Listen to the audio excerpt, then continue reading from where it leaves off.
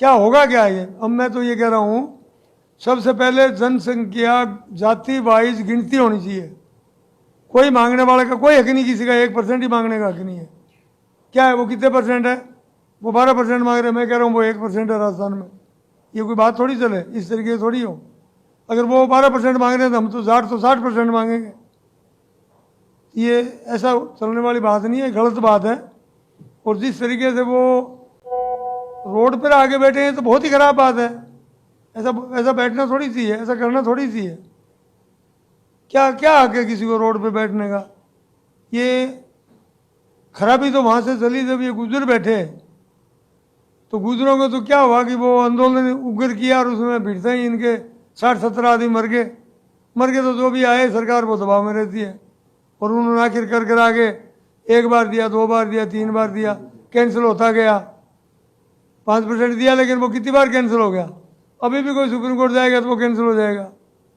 ऐसा चलता थोड़ी है, इस तरीके से थोड़ी होता है। तो अभी इसमें मेरे हिसाब से तो देखो ये बात जायज़ नहीं है, ठीक नहीं है। और इस तरीके से किसी की कोई हाईवे रोड रोक करके और आपको आरक्षण लेना चाहो तो जचने वाली बात नहीं। अब जाट 20-21% है, तो वो उनका उनके मुकाबले कैसे आएगा? अगर जब वो एक आएगा, अगर वो एक आएगा तो हमारे 20 आ जाएंगे, तो उनको लगेगा कि हमारे से ज़्यादा आगे। तो ये बात कोई चलने वाली नहीं, होने वाली नहीं। पढ़ेगा, पढ़ाई करेगा, कंपटीशन में आएगा, वो आ जाएगा। आज हिंदुस्तान में यूपीएससी की सर्विस में कौन आ रहा है?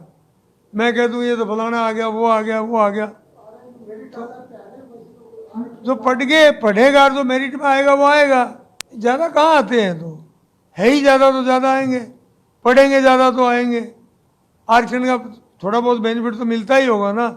उस बड़ी पोस्ट पे एक्स मैन थोड़े कम आते हैं, इसलिए उन पोस्टों को फायदा मिल जाता है। को भी तो मिलता है। हाँ, मिलता ही होगा, क्यों नहीं मिलता है भाई? जो पढ़ेगा उनका आएगा ना। वो तो किसी कोई नौकरी कोई जात पूछ के थोड़ी मिलती है, पढ़ाई पे मिलती है, मेरिट पे मिलती है। मेहनत करेगा उसको मिलेगी। तो वो तो कोई क्राइटेरिया नहीं है उसमें, तो मेरे को लगता नहीं इस तरीके से। तो यदि सरकार दबाव में अगर कुछ ऐसा कदम नहीं जी, कुछ नहीं कर सकते। सरकार के हाथ में है क्या? ऐसा कोई हुआ है क्या आज तक?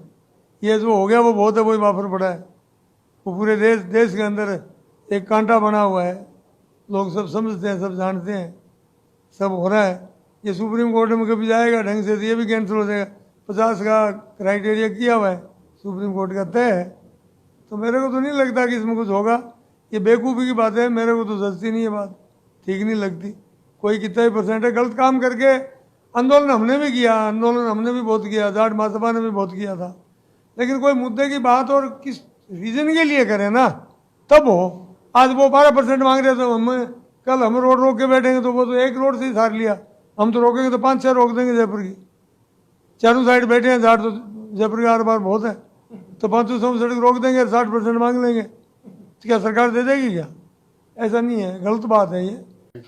देखिए, ओबीसी का वर्गीकरण एक जायज मांग है। ओबीसी का वर्गीकरण होना चाहिए ताकि जो वास्तव में पिछड़े हैं उनको आरक्षण का लाभ मिल सके।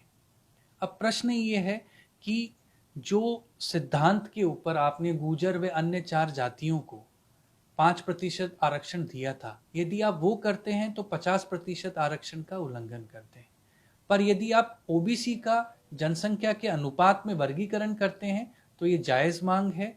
इससे जो एक्चुअली में पिछड़े लोग हैं उनको आरक्षण का लाभ मिल पाएगा। देखिए, आपको ये समझना होगा कि जस्टिस इसरानी ने जो नवंबर 2012 में अपनी रिपोर्ट प्रस्तुत की थी, उसमें ये स्पष्ट रूप से कहा था कि जाट समुदाय, यादव समुदाय, ये ओबीसी आरक्षण का लगभग 80 से 90% लाभ उठा रहे हैं।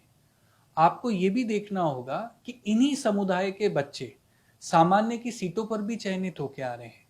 पूरी परिस्थिति में कोर्ट ने गुर्जर, राइका व अन्य जातियों को जो 5% आरक्षण दिया था, वो इस आधार पर निरस्त किया था कि आपको तुलनात्मक अध्ययन करना है।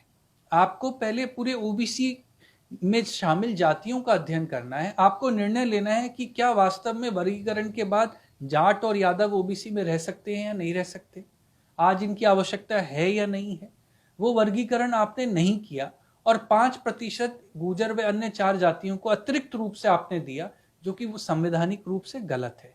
पर यदि हाँ 21% में से वर्गीकरण की मांग की जाए तो ओबीसी कमीशन के माध्यम से इसके ऊपर विचार विमर्श किया जा सकता है। ये कानूनी रूप से जायज है।